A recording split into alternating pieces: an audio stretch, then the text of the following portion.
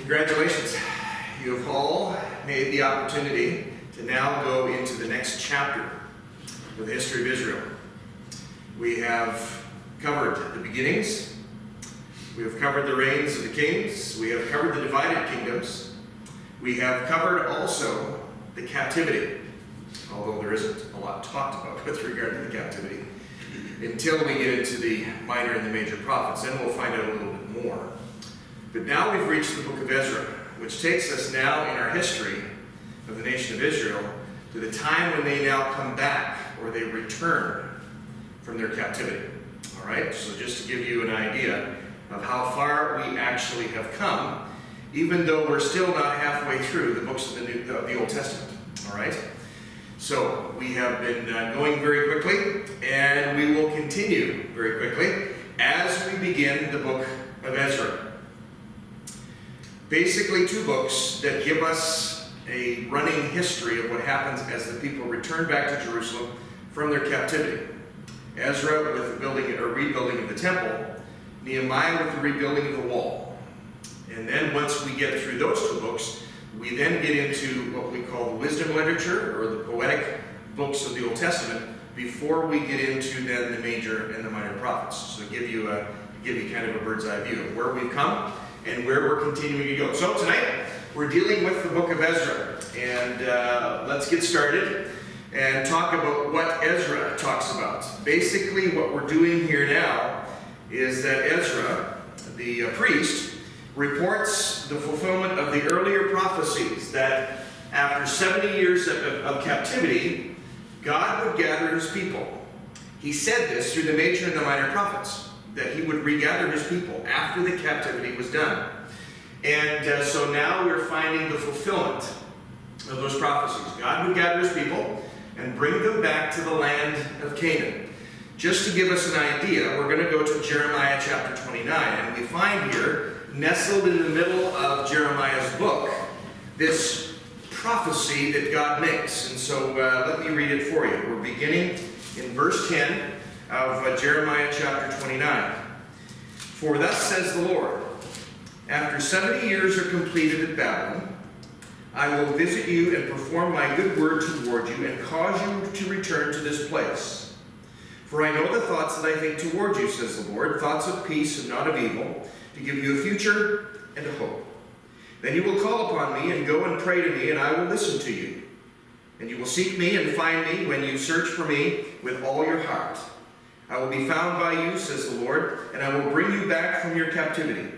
I will gather you from all the nations and from all the places where I have driven you, says the Lord, and I will bring you to the place from which I caused you to be carried away captive. So nestled in the midst of Jeremiah's prophecies about the coming judgment, he also talks about the time when the captivity will be over and he will bring them back.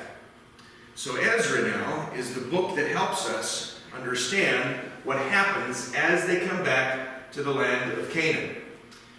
The restoration of Israel in their regathering to the homeland of Canaan was important, very important, and there's various reasons why it was important and why Ezra records it for us. First of all, for Israel, the return, what it shows is that God had not forgotten his promise to Abraham concerning the land of Canaan. Remember, Genesis chapter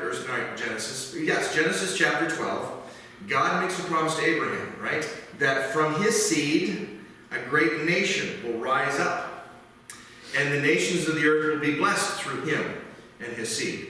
God hasn't forgotten this covenant that he made with Abraham. And this is one of the very important reasons why the restoration must take place. God continues to keep his promises with regard to his work with his people. Also, hope for missionary outreach to Gentiles was stirred up in the revival of true worship. For a key mission of Israel was to show heathen nations of the world what true worship of the true God was. This was to be part of what the Israeli people, or the Israelites, were to do for God. He talked about this in the Pentateuch. In the first 5 books of the Old Testament, he talked about what he wanted his people to do. And so here's another reason why the return from captivity back to Jerusalem is so important. There's still work to be done, and God expects his people to do that. So as the revival of true worship takes place, under the leadership of Ezra, this brings about a revival or a key part of what Israel was to do for the heathen nations round about them. They were the ones to show the nations round about them about the truth of the one true God. The restoration was also directly related to the life and ministry of the coming Messiah. Remember, we can't forget about God's prophecies with regard to himself and with regard to the Messiah coming into the world. This is another reason why the restoration is so important, because the ministry of the coming Messiah still is to take place, and we have here, starting in Ezra and going through, again, the major and the minor prophets as we will get there, we will see the reminders again about the messianic promises that God makes. So Ezra is a key book, key in our transition of understanding the history of Israel and what God continues to do through his people and the promises that he will keep for them. So, let's look at an outline of the book. Just 10 chapters in this book. It's a very small book compared to what we've been dealing with when we've been dealing with 1st and 2nd Samuel, 1st and 2nd Kings, 1st and 2nd Chronicles. So basically what we've done, or what I've done with those 10 chapters, is I've divided the chapters into two basic parts. First of all, the first 6 chapters deals with the restoration under Zerubbabel. Now, who's Zerubbabel? He's the one that comes back with Ezra, and he is the, shall we say, the political leader, okay? The one who brings the people back and now will be in charge of getting the people organized to rebuild this temple that has been dormant, vacant, in ruins for the last 70 years, okay? Can you imagine coming back to that building after 70 years of neglect and destruction? All kinds of work to be done. And Zerubbabel is the, shall we say, the political leader for the people as they come back. And then chapters 7 through 10, we see the Reformation under Ezra. So Zerubbabel takes care of the physical plant, the rebuilding of the temple. What Ezra does is he brings about the reformations that need to take place for the spiritual well-being of the nation. Okay? Zerubbabel being the civic employee, shall we say, Ezra being the religious leader for the people. So restoration under Zerubbabel, talking specifically about the temple. Reformation under Ezra, Reformation referring to the spiritual reformations that need to take place. For example, one of the toughest areas that we deal with in the book of Ezra is his response to intermarriage that takes place with the people of Israel. As they return, it becomes evident that some of the people who have returned have married heathen wives or other nations' women, and has mixed the purity of the ethnicity of the Jewish nation. What Ezra does is he dissolves those marriages. One of the toughest areas of the Old Testament to deal with. Why? Because of the harshness and because of the fact that you've just dissolved hundreds, if not thousands of marriages. How does that take place? How is that just? All the rest of those questions that come up with it. Now, we're not going to, unfortunately, take the time to deal with that major question. But that's one of the examples of the Reformation that Ezra undertakes as this nation comes back and gets reestablished in the Promised Land again and in the city of Jerusalem. So let's take a look at some background. Let's deal first of all with the title of the book. Let's deal with the place that it has in the canon. And just a reminder again for you, when we talk about the canon, we're talking about the 66 books of the Bible, right? The standard or the rule in which we evaluate the true writings of the Scriptures. First of all, let's understand this. The book of Ezra, of course, is named after its principal character, being Ezra. And even though we don't come across the name Ezra until you get to the first verse of the 7th chapter. Ezra is never mentioned until then. So you're almost through the book before you even find out who the principal character is. So they know who had written the book? Yes, in fact, we'll talk about that as we continue on as to who we believe wrote the book. But even though we're not introduced to Ezra until chapter 7, we still look upon him as the key person in the book. In our English Bible, Ezra follows 2nd Chronicles, right? And as we were talking about 1st and 2nd Chronicles last week, we saw the difference between the Hebrew Bible and its setup and the English Bible and its setup. Remember, we said 1st and 2nd Chronicles in the Hebrew Bible is at the end of all the books of the Old Testament.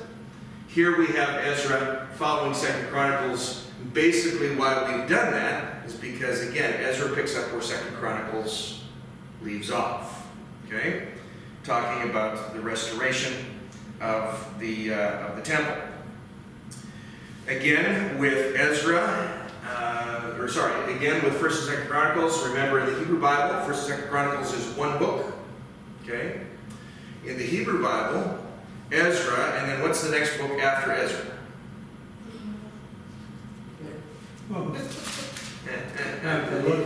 Nehemiah. Ezra rebuilds the temple, Nehemiah rebuilds the wall, right? In the Hebrew Bible, guess what? Ezra and Nehemiah are one book as well, okay? Because they're still talking about basically the same time period, okay? So just to give you a little insight there. But with regard to date and authorship, and Adeline, you've already asked that question. The traditional view is that Ezra indeed did write the book, which bears his name.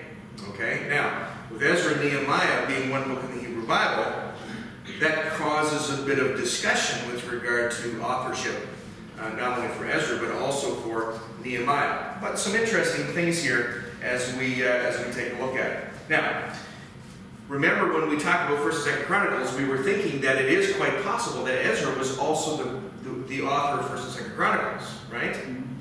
And so it would stand to reason, if Ezra is the author of 1st and 2nd Chronicles, it would also stand to reason why he would be the author of the book of Ezra as well, because Ezra would just continue on with the historical record.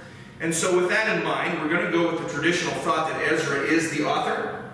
Here's what we would then say, that Ezra may have written this book at about what we would say 450 BC, give or take, because we do know this, that the return to Jerusalem after the captivity took place in 458. Okay? We know that for a fact. In fact, the Bible tells us, not in the fact that it gives us the year, but it gives us the year of the reign of the king who made the declaration. When we check back into our historical records, we come to 458 BC. So sometime after the return, around 450, maybe some 8 years later, here's what Ezra does. He writes his book. So let's find out a little bit more about this man by the name of Ezra. He has always been considered a key figure in Jewish history. Very important figure in Jewish history. Again, the major reason being because he is the one that was in charge of rebuilding the temple and reforming the people, getting them back into the true worship that God wanted them to be involved with. Remember, he's dealing with a generation that has been in captivity for 70 years in a nation that was steeped in idol worship, and they need to be retrained again with regard to the factor of what it means to worship the one true God. Okay? So lots of work to be done. Just imagine, you formed a church with a generation of people that for the previous 70 years have never understood what church is about. And now it's your responsibility to help them understand what it means to worship God. That's Ezra's task, to put it bluntly. That's his task. He's to teach them with regard to how to worship God the right way. So, just as Moses led Israel from Egypt to Canaan, we see Ezra, again being a key figure in Jewish history, he is the one that led the Jews from Babylon to the land of their fathers. Okay? So, what Ezra's name means is helper. Isn't that interesting? Okay? Seems to fit quite well with what Ezra's doing. He's helping the nation discover, or rediscover, we could say, true worship of the true God. And Ezra was not just one that was busy during this time of Jewish history. We do know that Ezra was one who ministered to his fellow Jews in captivity. So he was still ministering to the Jews while he was in captivity with them. Okay? In fact, we believe that he was the one who not only led them back to Jerusalem in 458 BC, but when Nehemiah arrived in Jerusalem 13 years later, Ezra was continuing to help even Nehemiah in ministering to the people about spiritual matters. When you take a look at the book of Nehemiah, which we will take a look at next week, what we find is that Ezra's name is mentioned in Nehemiah as well.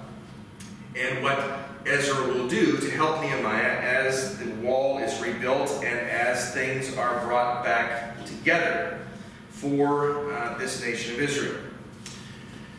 When we take a look back at Ezra, we find that he's referred to in the Bible as a priest and a scribe. He's introduced to us in that way in chapter 7, where he is talked about as being a priest and a scribe. And being a priest and a scribe, of course, one of his key ministries was to revive the people's interest in the Scriptures. Okay? The Old Testament Scriptures, of course. Okay? But that was one of his key ministries. In fact, this is an extra bonus, no extra cost involved here. But we think that it's quite possible that Ezra was even perhaps the author of Psalm 119. Now, what's significant about Psalm 119? Do you remember? It's the shepherd. Yeah. No, Psalm 23 is about the shepherd. Correct. Psalm 119 is the longest psalm of the Psalter, right? It has well over 160, 170 verses, okay? And every single verse in Psalm 119 deals with the topic of the Scriptures, okay? In fact, we'll talk a little bit about this when we talk about the Psalms. When you take a look at all the verses in Psalms, they have been organized in such a way that it follows even the Hebrew alphabet. Okay, and we'll see how that works when we get into the Psalms. But we believe that it's possible that Ezra was the author of that psalm. Okay, because he was so involved in reviving the people's interest in the Scriptures, he breathed, slept, ate the Scriptures. So if he did Chronicles, when did we say Chronicles? You would have started writing that, That would be around the same time. Yeah. That's a long read. Oh yeah. But I mean, there's no distractions, right? You don't have television, Yeah. right? You don't have to catch up on your shows at your PVR, right? Yeah. There's no word processors or computers. That's right. So Ezra indeed was a busy man. In fact, again, when we go with Hebrew tradition, here's what Hebrew tradition would say. It would say that Ezra not only served in Babylon as a high priest, okay, but that he originated the Jewish synagogue form of worship. Remember, there is no temple in Babylon, so how are the people going to worship? Hebrew tradition would say that the synagogue form of worship was Ezra's idea, okay, as well as he also collected the Old Testament books into a unit, which would be the first time in the history of the nation. That is indeed what he did. Now remember, we are talking about Hebrew tradition, okay? So, as with any ethnicity and the traditions that are passed down from generation to generation, things may have been embellished a little. We don't know that for certain. But it's interesting that when you take a look at the man Ezra himself, you find that he is much more influential than just the man who was responsible for rebuilding the temple. Okay? He was indeed a key figure in the history of this nation, especially as they returned back to Jerusalem from Babylon, dealing with a generation of people who really did not experience the worship of the true God at the temple in Jerusalem because they've been in captivity all of these years. All right? So then, that brings us down to the historical background. Let's remember that Ezra is not a continuous or a complete historical record, okay, of any one period. But he, as well as others, follows the principle of what we call selectivity. In other words, Ezra, under the guidance of the Holy Spirit of God, because as you remember, all the authors of the Scriptures, both Old and New Testaments, were led by the Spirit of God, right? God inspired the writings of His Word. So, as the Spirit of God and as Ezra collaborate, so to speak, in the writing of this book, what happens is that the Spirit guides him in the factor of what will be included in the historical record and what will be left out. If all the details of the historical record were put in Ezra, we would have a very large book, I'm sure. And so Ezra is selective in the fulfilling and the talking about the historical record. For example, it's interesting, Ezra says nothing about the period of the time between the completion of the temple and Ezra's journey to return back to Jerusalem. He says nothing about that, okay? Although there is instances in the book where it talks about those things, he doesn't give us the details of what happened in that time period, okay? So that's one of the reasons why we know he follows the principle of selectivity in his writing. Bible authors, and not just Ezra, were inspired to select only those materials of the historical record which had a bearing on the subject being discussed, okay? So in Ezra's case, what was the subject being discussed? The rebuilding of the temple, the reforming of the worship system with the temple in Jerusalem. We find the same thing, and we'll find the same thing with Nehemiah. What was the topic of discussion? The rebuilding of the wall.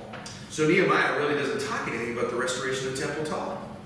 All he talks about is the restoration of the wall, okay?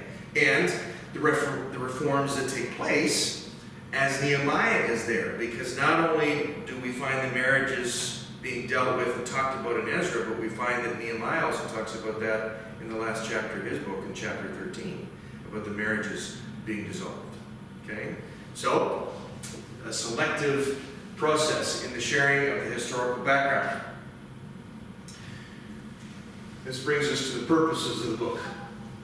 Number one, the book of Ezra shows how the Lord fulfilled His promises, given through His prophets, to restore Israel to their own land. You'll find this in the Psalms. You'll find this in the major and the minor prophets as well, where there will be times when the captive nation has something to say to the Israelite people as they were in captivity. And basically what they said was this: where's your God now? Where's your God now? Now that you're under our authority, now that you're under our umbrella, so to speak, tell me, where's your God now? And the prophets talked about the fact that we may be here now, but we won't be here forever. And God will remember us, and God will restore us, and God will return us. Well, Ezra is that book that introduces us to the fact that, yeah, the Lord indeed fulfilled His promises. And His prophets would remind them time and time again that God would restore them. But you know as well as I do how tough that can be, right? When you're in the midst of the storm, when you're in the midst of the captivity, it's hard to see the positives, isn't it? Right? We kind of get down in the dumps. We have what they call the doldrums, or whatever phrase you want to put with it. But it was the prophets who would remind the people, God has not forgotten us. God will restore us. God will bring us back. And Ezra is that book that deals with the fulfillment of God's promises. It also, here's another purpose with regard to the book of Ezra. What it does is it shows how the Lord moved heathen monarchs to show favor to the Jews. Remember the last verses that we read in 2 Chronicles last week? Remember which king it was that was mentioned? Cyrus. And what did Cyrus say? Basically, he said this: since God has been so good to me, and he's referring to the Jewish God, since God has been so good to me, here's what I'm going to do for the Jewish people. You guys get a group together and you return back to your homeland. You just go. Just return back to your homeland. I'll give you the authority that you need. I'll write the letters that you need to have written. I'll bring a guard along with you to protect you as you travel back. Just go ahead and do that. Now, why would the king who has them under captivity, right? Why would the king do that? Well, there's the explanation. The Lord moved the heart of the king. Okay? This is what Ezra shows us. How the Lord moved heathen monarchs to show favor to the Jews. And so therefore he raised up leaders, Zerubbabel and Ezra. Okay? And prophets. Haggai and Zechariah, for example, are two minor prophets that ministered during the time of the restoration. Okay? And the grand task of the restoration. Okay? So, again, as we've been talking about, Ezra is a key book. And as I did at the beginning, I welcomed you to the next stage of Israel's history. A significant step. So then, with that in mind, what's our last question again? So what? So, We've got lots of what's tonight. let's deal with it. All right?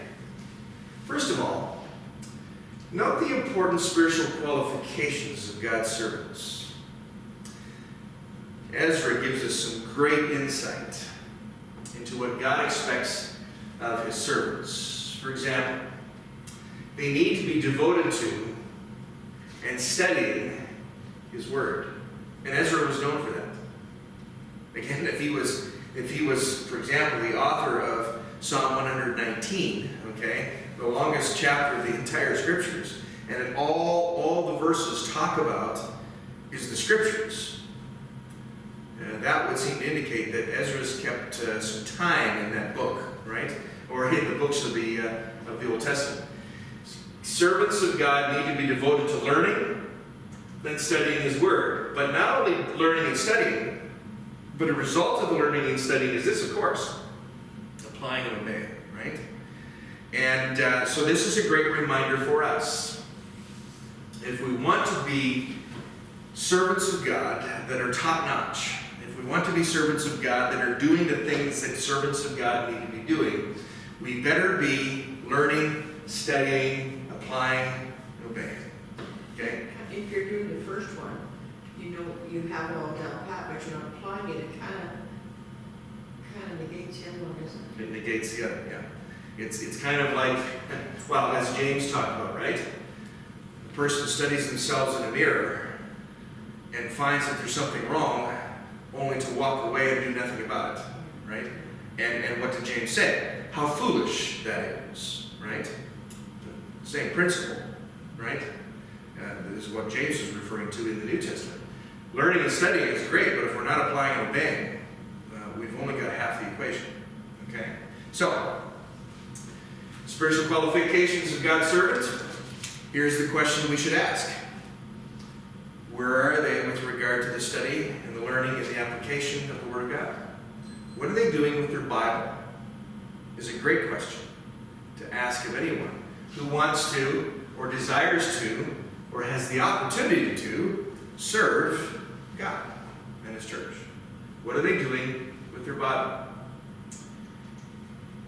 There's also lessons about worship and praise that can be learned from the book of Ezra as well. Unfortunately, we're not going to take the time to get into all of that, but a good reading of Ezra helps us to understand some of the things that needed to be restored in their worship, some of the things that needed to be restored in their praise. In fact, as we get into Nehemiah, and as we talk about this again, it's quite remarkable to see what the people do as the reformations take place in their lives. But one of the things that we see in Ezra is this. If we're going to learn about worship and praise, here's one of the things that we have to understand. First of all, it has to come from a contrite heart. You can't be worshiping God with a prideful heart. Well, I guess you can, but it's ineffective. Right? It's really ineffective because with a prideful heart, who are you thinking about? You're thinking about yourself. But when we come to God and when we recognize the attitude that we must have before Him, then we recognize that a contrite heart is key. That's one of the reasons why I chose this picture to illustrate that. If you Google sometime worship and praise and just click on the pictures, you'll find lots of pictures of people standing with their hands raised and all the rest of it. I'm not saying there's anything wrong with that. Okay? That is an expression. But I think we have to start with the contrite heart before we get to the celebratory position or posture. We have to start with the contrite posture. It's a humbling, I've experienced this many times too, but I mean, it's a humbling thing to kneel down on your knees. Right. Not just because you're older, because it's harder to get out back up. But it is a real humbling thing. It is. And that's where we have to begin. It's interesting how Ezra shows that to us in his writings and the lessons that we learn about worship and praise as we read the book. We also must be in a proper relationship with him. Okay? I've seen this happen many times. I'm sure you have as well. Where there's lots of people involved in worship and praise, but they're not in proper relationship, right? And something needs to change. They need to make something right, or they need to make some type of change or whatever. Ezra reminds us of these important principles, okay? So here again, we find an example of how the principles of an Old Testament book can be beneficial to us as New Testament believers, right? In understanding what it means to be in a proper attitude of worship and praise.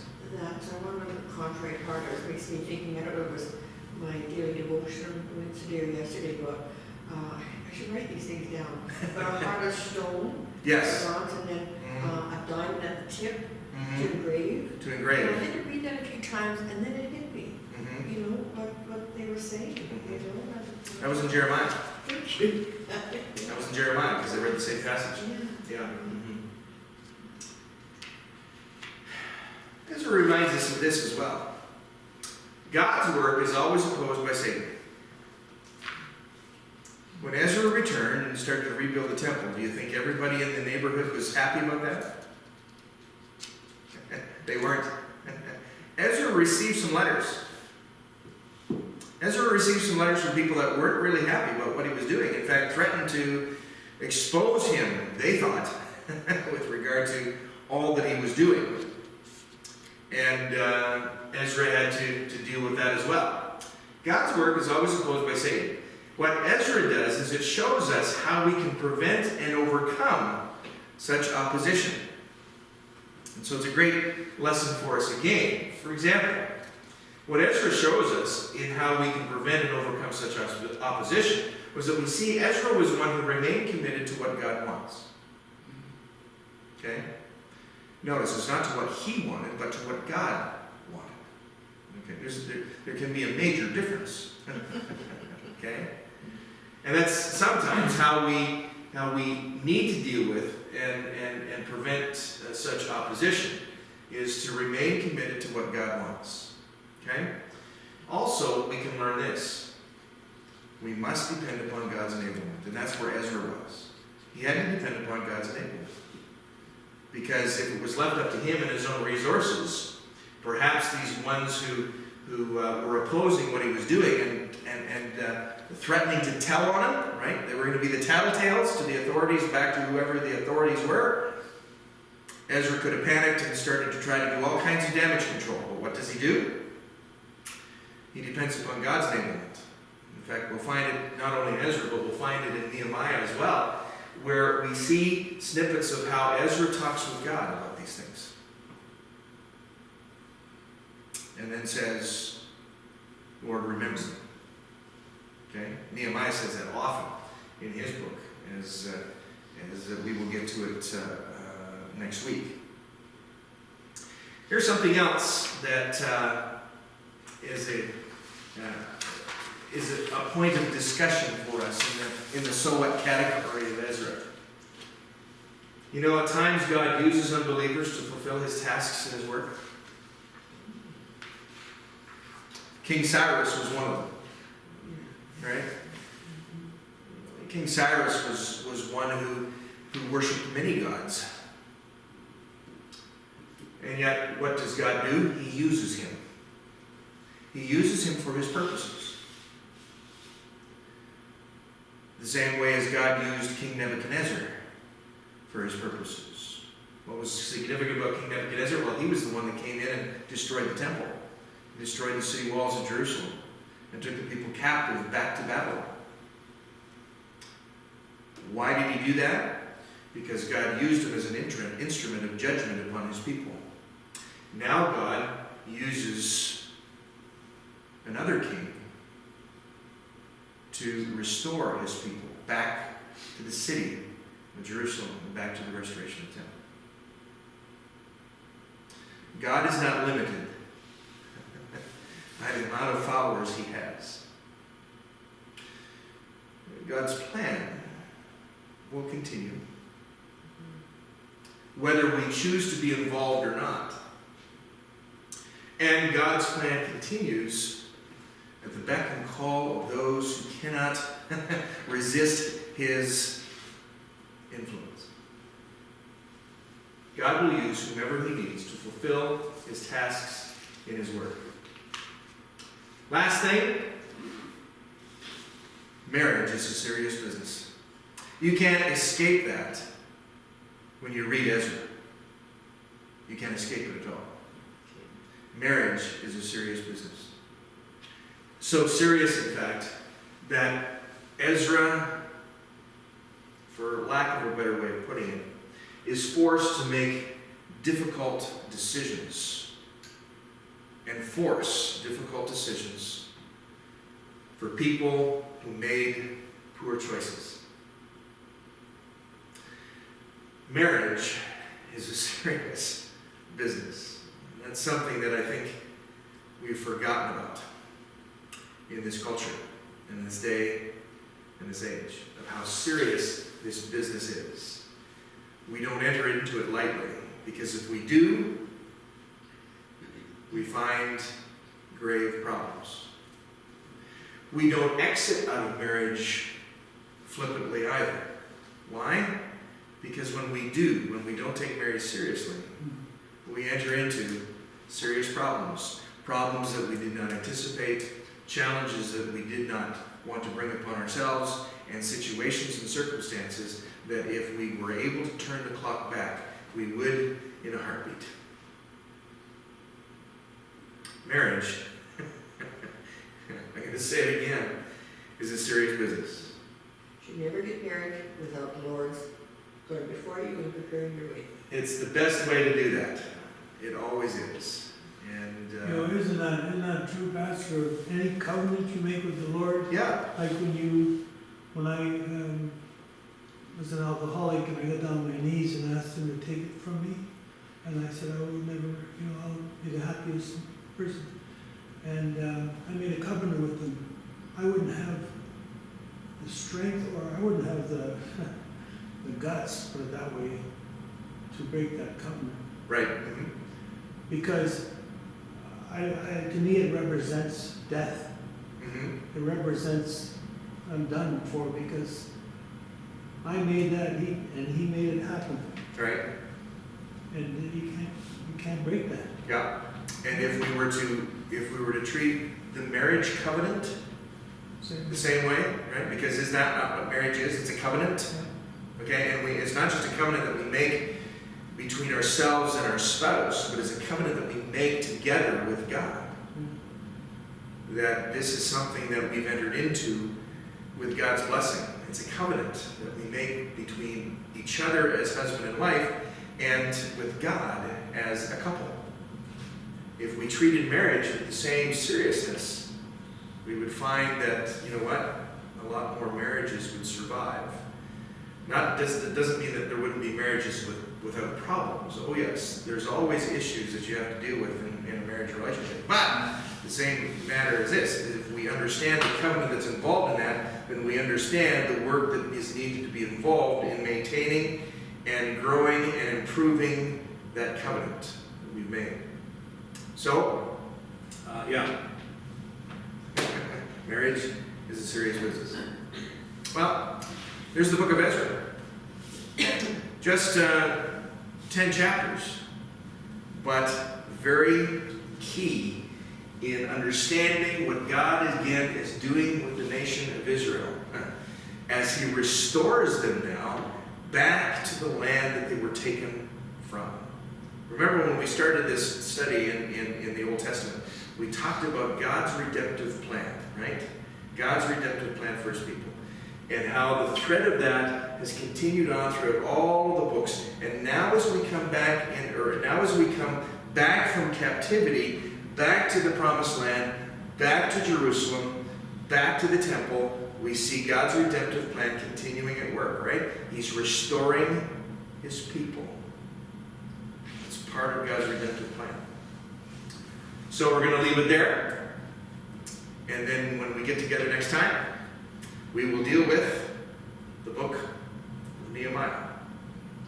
We've dealt with the temple, now we'll deal with the wall. And he's also introducing the Gentile into That's right. preparation for Christ. Preparation for Christ. Exactly. Good. Let's pray.